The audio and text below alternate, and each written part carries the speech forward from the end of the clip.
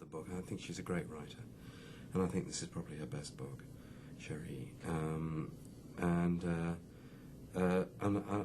I've always been interested in her. I was interested initially in writing a film about her life, which is also fascinating, but eventually came round to thinking that this was the book that would be best suited to introduce her, reintroduce her, because I think she's slightly in eclipse now, which she shouldn't be, because she's a really great writer.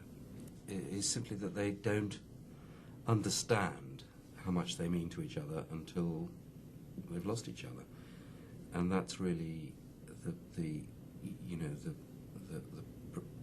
thing that Colette understood so profoundly.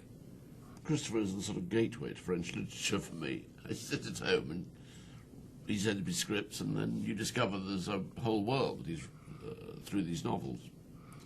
So I read a script that I liked, it made me laugh and it touched me, and it was about people who didn't show their feelings, but the feelings sort of worked themselves out, almost in spite of themselves.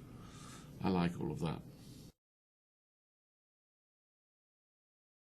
You know, you couldn't really escape it. You knew it had to be beautiful, you knew that it had to be very sumptuous, that these people were very rich, they lived in beautiful houses, you know, they wore these extraordinary clothes. You just had to do it. You couldn't, I never worked out a way to sort of short-circuit it. Michelle suggested early on, and you could immediately see the sense of it. You know, she's the right age.